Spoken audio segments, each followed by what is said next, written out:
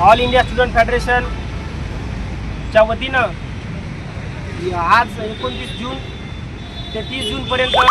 पूर्ण देशभरामध्ये नीटच्या संदर्भामध्ये निदर्शनं आंदोलने त्या ठिकाणी आम्ही करत आहोत।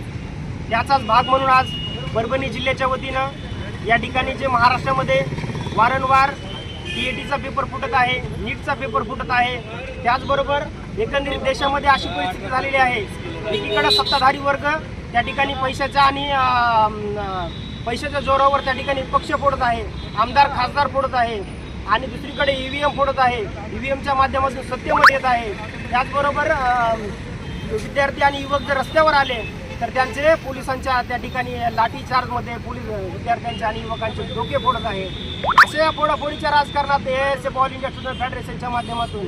आम्ही या ठिकाणी निषेध करतोय सरकारचा, आणि जे या ठिकाणी फोडाफोडीचं राजकारण चालू आहे हे कुठंतरी थांबलं पाहिजे। मग त्यामुळं नैतिक जबाबदारी त्या ठिकाणी केंद्राचे शिक्षण मंत्री धर्मेंद्र प्रधान हे जे आहेत त्यांनी त्या ठिकाणी राजीनामा दिला पाहिजे। त्याचबरोबर राज्याचे जे शिक्षण मंत्री आहेत दादा भुसे त्यांनी त्या ठिकाणी राजीनामा देऊन नैतिक जबाबदारी स्वीकारली पाहिजे व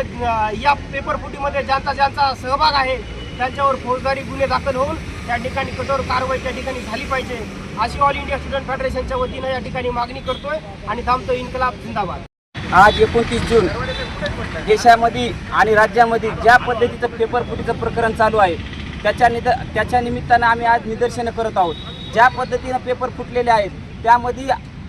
सर्वसामान्य कुटुंबातून जे आईवडील स्वतःच्या पोटाला चिमटा देऊन स्वतःची लेकरं शिकवण्यासाठी औरंगाबाद, पुणे, लातूर, नांदेडसारख्या ठिकाणी स्वतःचे लेकरं घडवित असतात, त्याच्यावर अमाप पैसा खर्च करत असतात, परंतु आणि त्याच पद्धतीने TETचा सुद्धा जे पेपर फुटला तशाच पद्धतीनं ज्याप्रमाणे हे पालकवर्ग या आमच्या विद्यार्थ्याला घडवण्यासाठी ते स्वतःच्या लेकराचे स्वप्न घेऊन येत असतात, त्यावेळेस त्या स्वप्नाचीच नुसती राख रांगोळी होत नसून त्याची सुद्धा राख रांगोळी होत असते। त्या निमित्ताने आम्ही आज या ठिकाणी ऑल इंडिया स्टुडंट फेडरेशनच्या माध्यमातून पूर्ण भारतामध्ये 29 आणि 30 तारखेला याच्या निदर्शन होणार आहे।